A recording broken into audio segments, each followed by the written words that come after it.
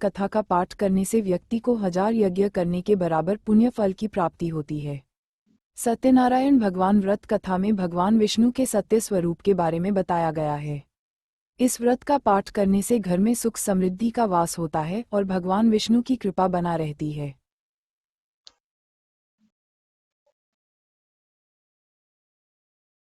सत्यनारायण व्रत कथा का पहला अध्याय।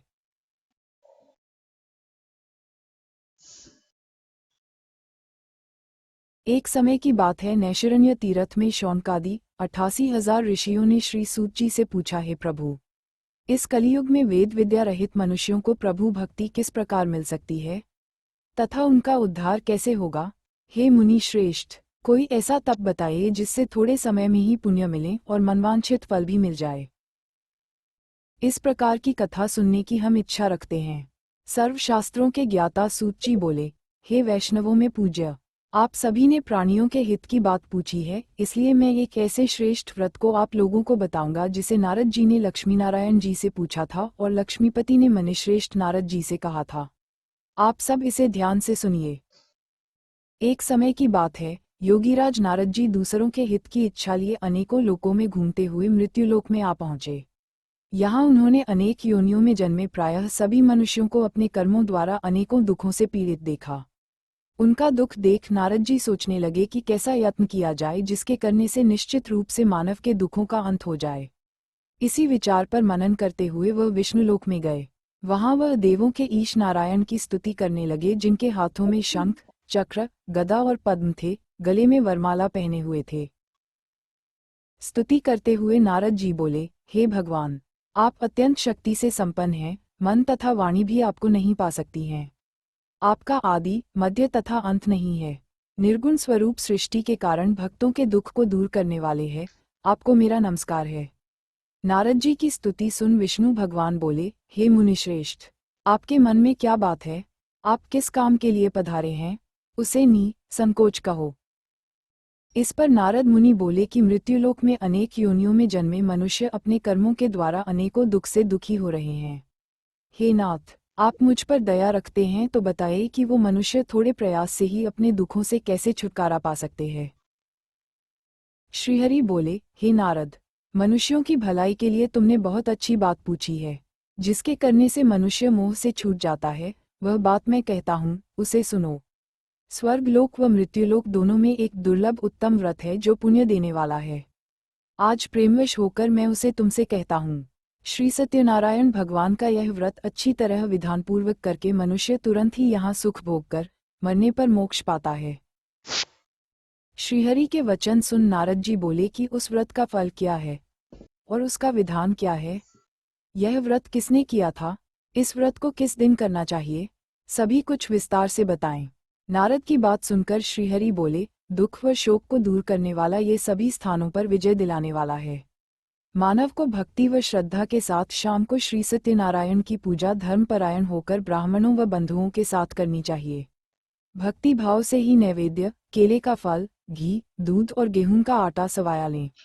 गेहूं के स्थान पर साठी का आटा, शक्कर तथा गुड़ लेकर वह सभी भक्षण योग्य पदार्थों को मिलाकर भगवान का भोग लगाएं।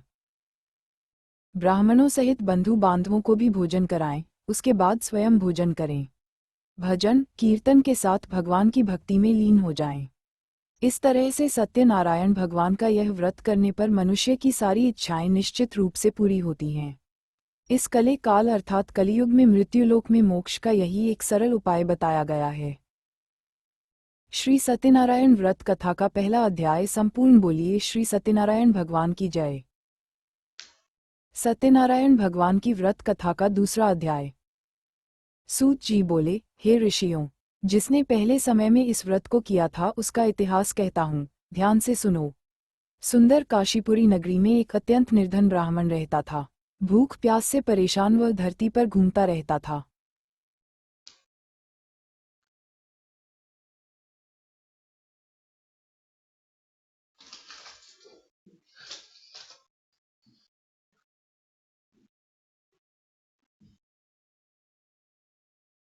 धारण कर उसके पास जाकर पूछा, हे विप्रा, नित्य दुखी होकर तुम पृथ्वी पर क्यों घूमते हो?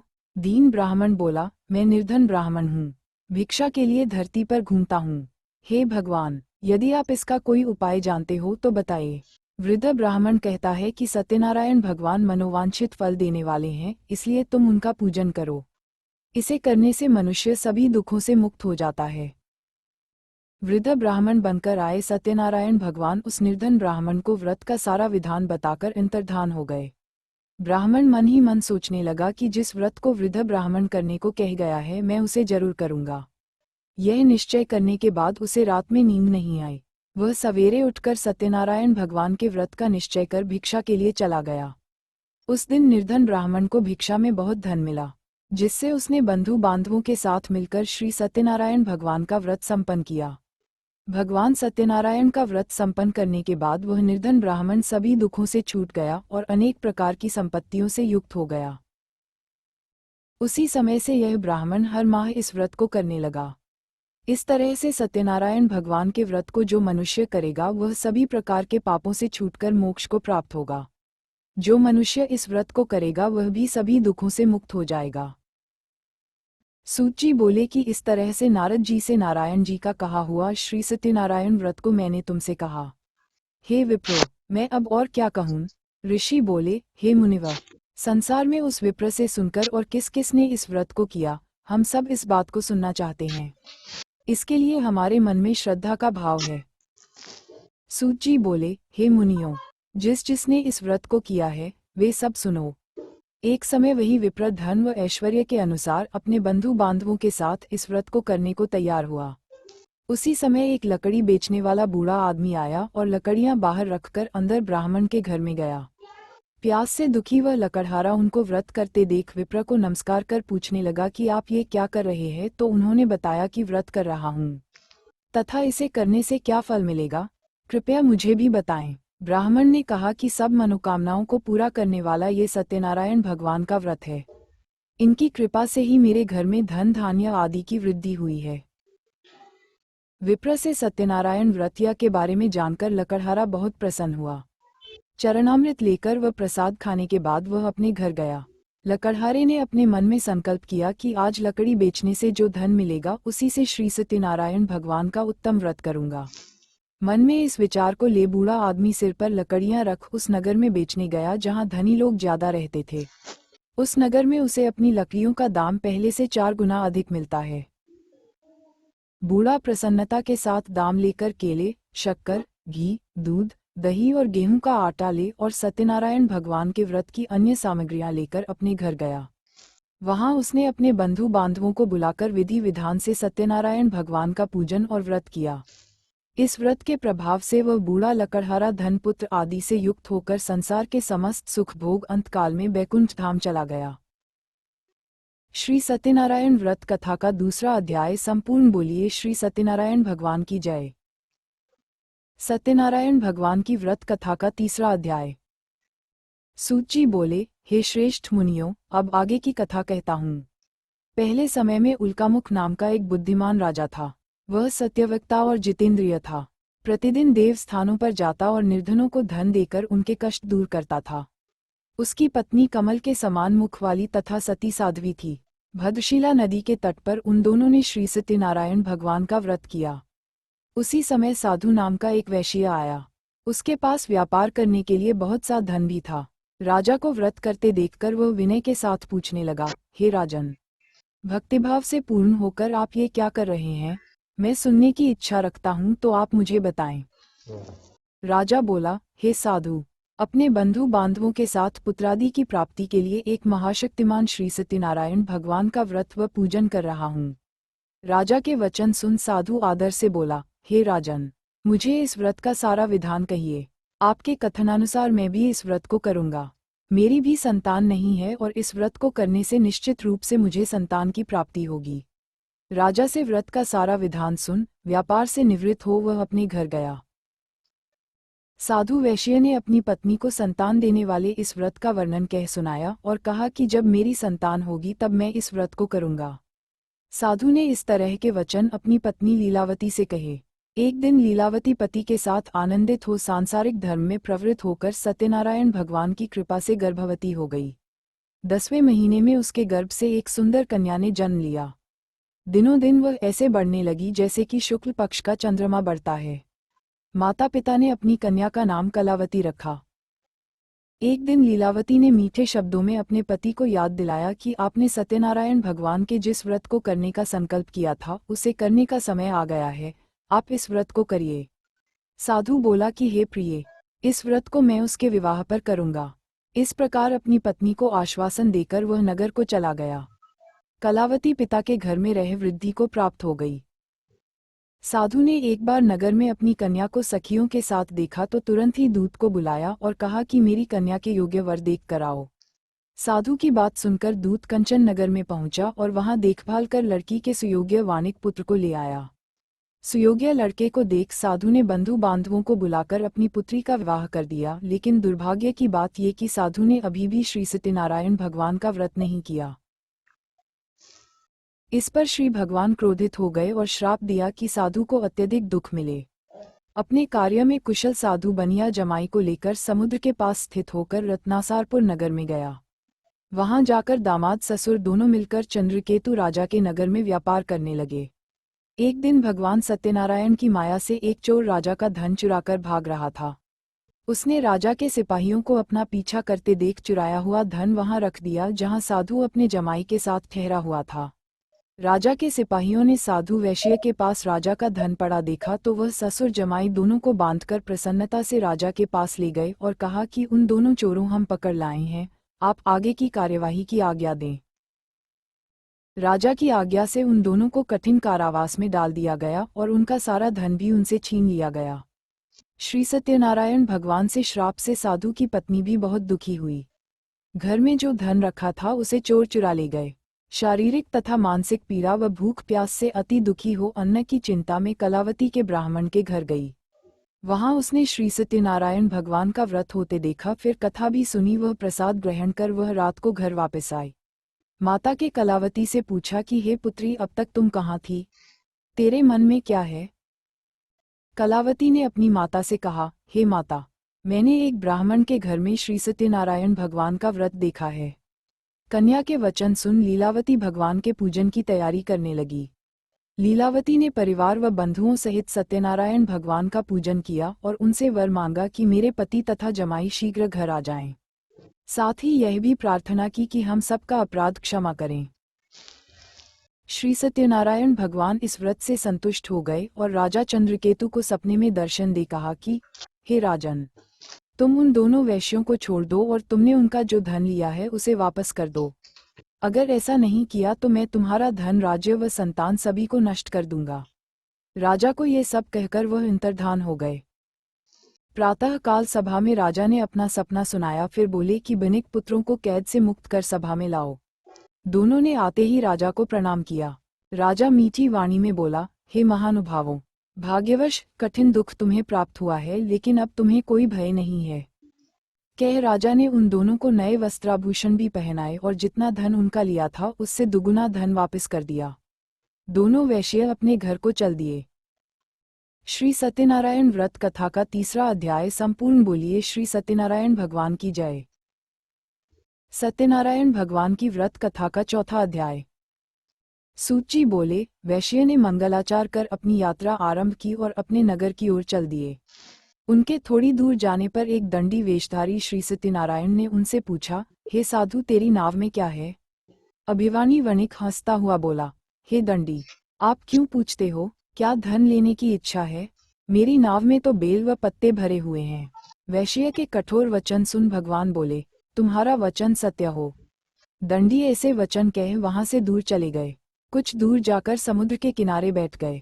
दंडी के जाने के बाद साधु वैश्य ने नित्य क्रिया के पश्चात नाव को ऊंची उठते देखकर अचंभा माना और नाव में बेल पत्ते आदि देख वह मूर्छित हो जमीन पर गिर पड़ा। मूर्छा खुलने पर वह अत्यंत शोक में डूब गया। तब उसका दामाद बोला कि आप शोक न मनाएं, ये दंडी का शाप है, इसलिए हमें उनकी शरण में जाना चाहिए, तभी हमारी मनोकामना पूरी होगी। दामाद की बात सुनकर वह दंडी के पास पहुंचा और अत्यंत भक्तिभाव नमस्कार करके बोला, मैंने आपसे जो जो असत्य वचन कहे थे उनके लिए मुझे क्षमा दें। ऐसा कह कहकर महान शोकातुर हो रोने लगा। तब दंडी भगवान बोले, हे वणिक पुत्र, मेरी आज्ञा से बार बार तुम्हें दुख प्राप्त हुआ है। तू मेरी पूजा से विमुख हुआ। साधु बोला, हे भगवान, आपकी माया से ब्रह्मा आदि देवता भी आपके रूप को नहीं जानते, तब मैं अज्ञानी कैसे जान सकता हूँ। आप प्रसन्न होइए, अब मैं सामर्थ्य के अनुसार आपकी पूजा करूँगा। मेरी रक्षा करो और पहले के समान नौक में धन भर दो। साधु वैश्य के भक्तिपूर्वक वचन सुनकर भगवान प्रसन्न हो गए और उसकी इच्छानुसार वरदान देकर अंतर्धान हो गए। ससुर जमाई जब नाव पर आए तो नाव धन से भरी हुई थी। फिर वहीं अपने अन्य साथियों के साथ सत्यनारायण भगवान का पूजन कर अपने नगर को चल दिए। जब नगर के नजदीक पहुंचे तो दूत को घर पर खबर करने के लिए भेज दिया। दूत साधु की पत्नी को प्रणाम कर कहता है कि मालिक अपने दामाद सहित नगर के निकट आ गए हैं। दूत की बात सुन साधु की पत्नी लीलावती ने बड़े हर्ष के साथ सत्यनारायण भगवान का पूजन कर अपनी पुत्री कलावती से कहा कि मैं अपने पति के दर्शन को जाती हूँ, तू कार्य पूर्ण कर शीघ्र आ जा। माता के वचन सुन कलावती जल्दी में प्रसाद छोड़ अपने पति के पास चली गई। प्रसाद की अवज्ञा के कारण श्री सत्यनारायण भगवान रुष्ट हो गए और नाव सहित उसके पति को पानी में डुबो दिया। कलावती अपने पति को वहां ना पाकर रोती हुई जमीन पर गिर गई। नौक को डूबा हुआ देख व कन्या को रोता देख साधु दुखी होकर बोला कि हे प्रभु, मुझसे तथा मेरे परिवार से जो भूल हुई है उसे क्षमा करें। साधु के दीन वचन सुनकर श्री सत्यनारायण भगवान प्रसन्न हो गए और आकाशवाणी हुई, हे साधु, तेरी कन्या मेरे प्रसाद को छोड़कर आई है, इसलिए उसका पति अदृश्य हो गया है। यदि वह घर जाकर प्रसाद खाकर लौटती है तो इसे इसका पति अवश्य मिलेगा। ऐसी आकाशवाणी सुन कलावती घर पहुंचकर प्रसाद खाती है और फिर आकर अपने पति के दर्शन करती है। उसके बाद साधु अपने बंधु बांधवों सहित श्री सत्यनारायण भगवान का विधि विधान से पूजन करता है। इस लोक का सुख भोग वह अंत में स्वर्ग जाता है। श्री सत्यनारायण व्रत कथा का चौथा अध्याय संपूर्ण। बोलिए श्री सत्यनारायण भगवान की जय। सत्यनारायण भगवान की व्रत कथा का 5वां अध्याय। सूत जी बोले, हे ऋषियों, मैं और भी एक कथा सुनाता हूँ, उसे भी ध्यानपूर्वक सुनो। प्रजापालन में लीन तुंगध्वज नाम का एक राजा था। उसने भी भगवान का प्रसाद त्याग कर बहुत ही दुख सहन किया। एक बार वन में जाकर वन्य पशुओं को मारकर वह बड़ के पेड़ के नीचे आया। वहां उसने ग्वालों को भक्ति भाव से अपने बंधुओं सहित सत्यनारायण भगवान का पूजन करते देखा। अभिमानवश राजा ने उन्हें देखकर भी पूजा स्थान में नहीं गया और न ही उसने भगवान को नमस्कार किया। ग्वालों ने राजा को प्रसाद दिया, लेकिन उसने वह प्रसाद नहीं खाया और प्रसाद को वहीं छोड़ वह अपने नगर को चला गया। जब वह नगर में पहुंचा तो वहां सब कुछ तहस नहस हुआ पाया तो वह शीघ्र ही समझ गया कि यह सब भगवान ने ही किया है। वह दोबारा ग्वालों के पास पहुंचा और विधि पूर्वक पूजा करके प्रसाद खाया तो श्री सत्यनारायण भगवान की कृपा से सब कुछ पहले जैसा हो गया। दीर्घकाल तक सुख भोगने के बाद मरणोपरांत उसे स्वर्गलोक की प्राप्ति हुई। जो मनुष्य परम दुर्लभ इस व्रत को करेगा तो भगवान सत्यनारायण की अनुकंपा से उसे धन धान्य की प्राप्ति होगी। निर्धन धनी हो जाता है और भयमुक्त हो जीवन जीता है। संतानहीन मनुष्य को संतान सुख मिलता है और सारे मनोरथ पूर्ण होने पर मानव अंतकाल में बैकुंठ धाम को जाता है। सूत जी बोले, जिन्होंने पहले इस व्रत को किया है, अब उनके दूसरे जन्म की कथा कहता हूँ। वृद्ध शतानंद ब्राह्मण ने सुदामा का जन्म लेकर मोक्ष की प्राप्ति की। लकड़हारे ने अगले जन्म में निषाद बनकर मोक्ष प्राप्त किया। उल्कामुख नाम का राजा दशरथ होकर बैकुंठ को गए। साधु नाम के वैश्य ने मोरध्वज बनकर अपने पुत्र को आरे से चीरकर मोक्ष पाया। महाराज तुंगध्वज ने स्वयंभू होकर भगवान में भक्तियुक्त हो कर्म कर मोक्ष पाया। श्री सत्यनारायण व्रत कथा का 5वां अध्याय संपूर्ण। बोलिए श्री सत्यनारायण भगवान की जय। यहाँ नहीं, यहाँ इस पे 1 कर दिया, 3 हो गया।